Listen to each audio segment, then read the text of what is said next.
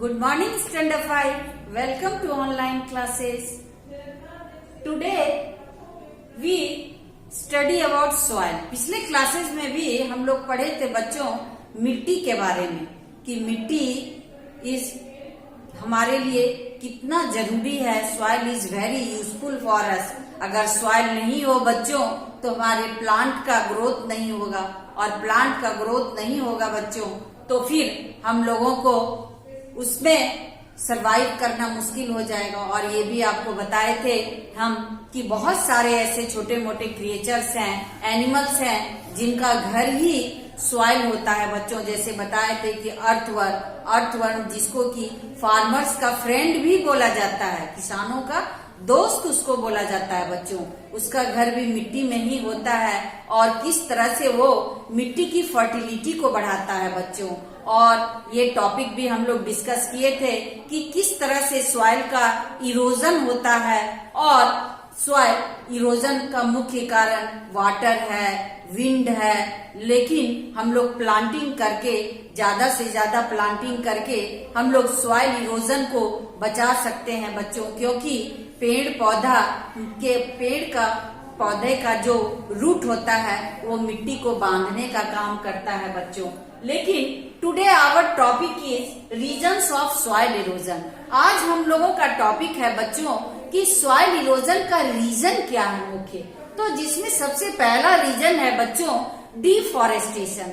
Deforestation एक मुख्य कारण है बच्चों सॉइल इरोजन का, कि हम लोग आजकल अपनी एक्टिविटीज, अपने बहुत सारे अपने वर्क को पूरे करने के लिए, अपनी ख्वाहिशों को पूरे करने के लिए, बड़े बड़े बिल्डिंग खड़े करने के लिए, बड़े बड़े फैक्ट्रीज बनाने के लिए आज हम लोग बड़े बड़े जंगलों को काटते जा रहे हैं बच्चों. बड़े बड़े पेड़ पौधों को जंगल के जंगल काटे जा रहे हैं. तो डिफॉरेस्टेशन एक मेन कारण है बच्चों सॉइल इरोजन का. तो इससे हमें बचना चाहिए. दूसरा है प्लगिंग करके भी हम लोग अपने सॉइल को इरोजन से नहीं बचा पा रहे हैं बच्चों. तीसरा है ओवर ग्रेजिंग. हम लोग बड़े बड़े एरियाज में जहाँ पे भी हरे हरे घास ये सब लगे रहते हैं खेत, वो उसमें क्या करते हैं हम लोग ज्यादा से ज्यादा अपने एनिमल्स को, जानवरों को क्या करते हैं उसमें ओवर ग्रेजिंग करवाते हैं बच्चों. उसमें वो पूरे घास को चर जाते हैं, खा जाते हैं, जिससे भी हमारा सॉइल का क्या होता है बच्चों इरोजन हो जाता है. तो इस तरह से ये कुछ मुख्य कारण हैं जिसके कारण हमारे इन्वायरमेंट में, हमारे अर्थ पे सॉइल का इरोजन हो रहा है बच्चों. और इस तरह से इन चीजों को करके हम अपने ह्यूमन खुद ही अपनी एक्टिविटीज के द्वारा अपने बड़े बड़े बिल्डिंग्स बना के, अपने बड़े बड़े फैक्ट्रीज डाल करके कि ज्यादा से ज्यादा पैसा चाहिए हमको, ये कीजिए, ये करके हम लोग अपने इन्वायरमेंट को पॉल्यूटेट कर रहे हैं बच्चों और सॉइल को इरोजन होने से बचा नहीं पा रहे हैं. तो ये हो गए कुछ रीजन्स जिसके कारण हमारा सॉइल इरोजन हो रहा है बच्चों.